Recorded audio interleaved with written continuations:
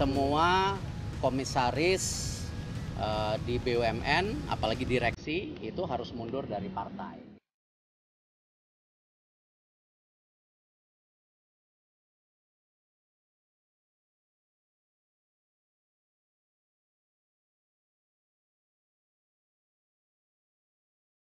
Ini kan wewenangnya dan haknya ada di Direktur Utama sama Pak Erik yang punya. Saya hanya duduk, bantu, ngawasin. Ya sampai saat ini kan Pak Ahok itu hanya anggota, bukan struktur dari partai politik. Jadi kalau memang harus mundur sebagai anggota ya menurut saya itu hak dari beliau untuk bisa menjalankan tugas-tugas yang lain.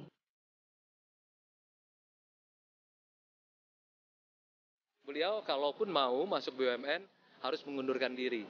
Karena BUMN itu ada surat semacam fakta integritas gitu, tidak boleh ikut dalam partai politik atau aktif dalam kegiatan politik.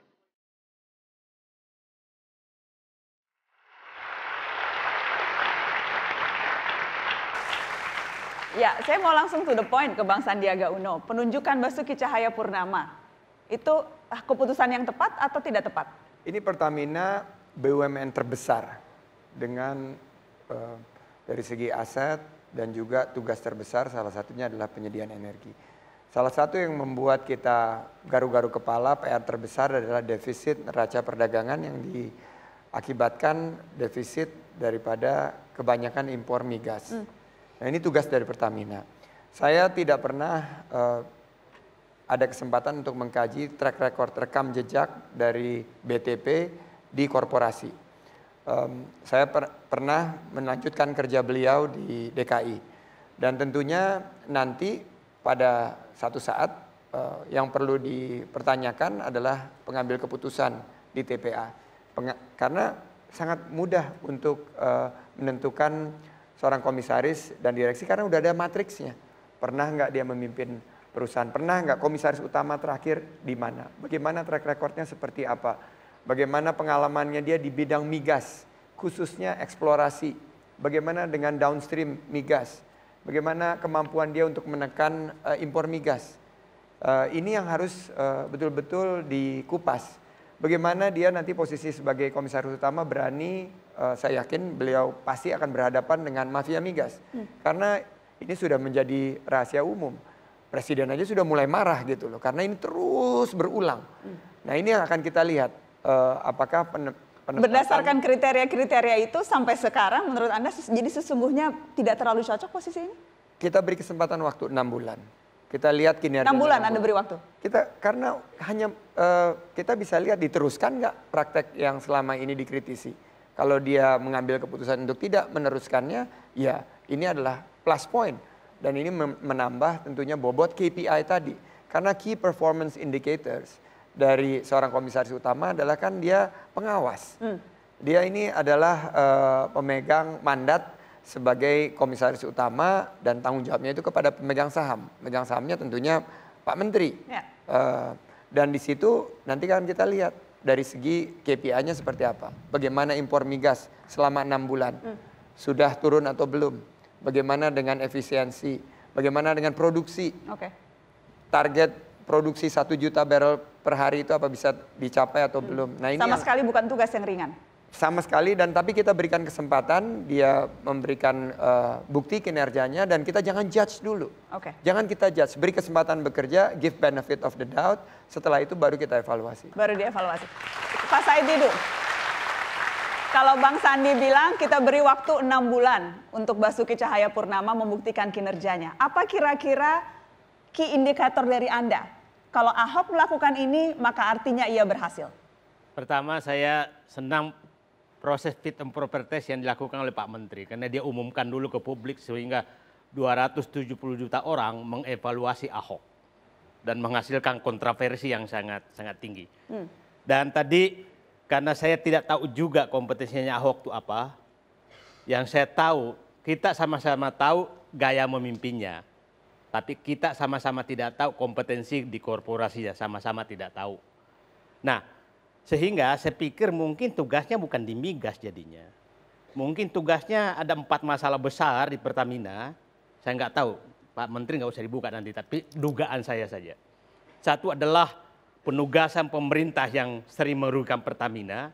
Ya bisa saja Ahok nanti ke istana, Pak Presiden jangan kasih penugasan ke saya dong yang memberatkan Pertamina.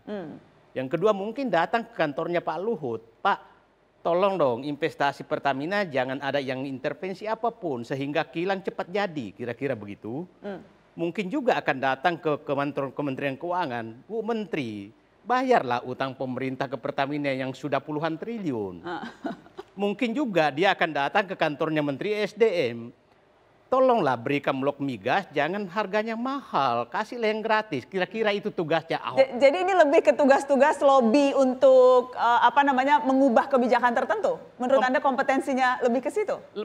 Karena kompetensi migasnya nggak ada, jadi kira-kira ada manfaatnya kalau 4 hal itu dilakukan. Karena jadi kira-kira ke istana? Bisa marah-marah di istana, bisa marah-marah di kantornya Pak Luhut, bisa marah-marah di kantornya SDM, bisa marah-marah di kantornya Menteri Keuangan. Siapa tahu betul berhasil, kita nggak tahu. Karena, sehingga mafia migas juga hilang, apa segala gitu.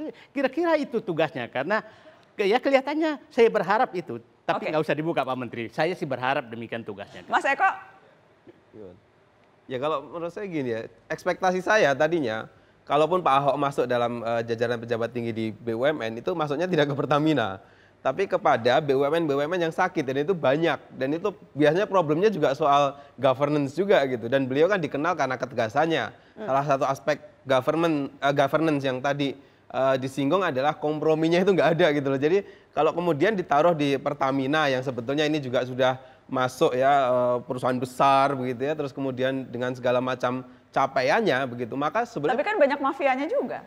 Banyak mafianya, tapi kemudian ada capaian untuk bisa katakanlah legasinya begitu ya, untuk bisa katakanlah sekarang peringkat di Fortune 500-nya sekitar 250, kalau bisa ke angka 100 gitu misalkan, itu pencapaian yang luar biasa, tapi kan susah gitu.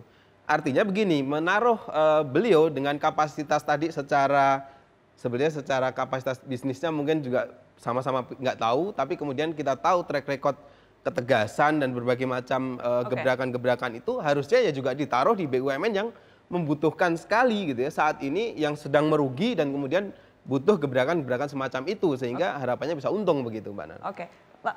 Bang Sandiaga tadi kasih waktu 6 bulan, Anda sendiri ada waktu tertentu kepada komisaris-komisaris dan direksi yang ditunjuk? Ya, saya rasakan review daripada komisaris itu tentu pada saat rapat umum pemegang saham. Nah, saya rasa kalau kami melihatnya justru biasanya periodenya per tahun.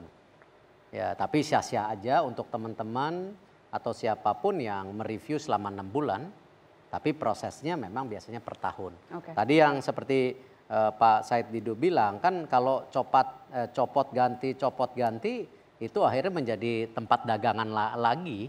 Nah, ini yang saya rasa beri kesempatan, sama di BTN juga beri kesempatan, ataupun nanti di PLN beri kesempatan. Yang pasti 7-8 perusahaan besar ini kita akan review, kita akan adakan perubahan, mungkin bulan Januari sudah selesai. Yang jelas memang sudah jadi rahasia umum juga Mas Menteri, kalau ada politik balas budi yang kerap kali diberikan ke para komisaris. Jadi kalau yang nggak dapat menteri itu dapat duta besar atau dapat komisaris BUMN. Bagaimana Anda akan menghadapi politik balas budi yang sudah berjalan sekian lama ini? Di periode-periode sebelumnya pun seperti itu. Saya rasa tadi kuncinya kan, tadi Pak Said Didu bicara, bahwa Pak Sandi juga bicara, Pak Eko juga bicara, selama objektivitas dan garisnya jelas. Ya, dan berani independen. Ya, jadi jangan bawa ransel sendiri gitu. Nah, ini yang kita terus jaga, tentu ada tadi KPI-KPI-nya. Saya rasa jadi tidak akan banyak relawan yang sekarang akan jadi direksi atau komisaris BUMN? Anda kan ketua tim sukses. Ya, saya rasa pada saat ini contohnya ada Pak Arya, ya staf khusus saya, dia mundur dari partai, dia mundur juga dari sebuah swasta selama loyalitasnya bisa kepada tadi yang namanya negara, ya kita beri kesempatan. Dan saya rasa reviewnya kan ada setahun kita copot, dan ini yang saya rasa penting kita kasih signal yang jelas bahwa kita di sini untuk bersih-bersih, untuk bongkar-bongkar, untuk hasil yang lebih baik gitu. Untuk bersih-bersih, untuk bongkar-bongkar. Kami kembali setelah pariwara.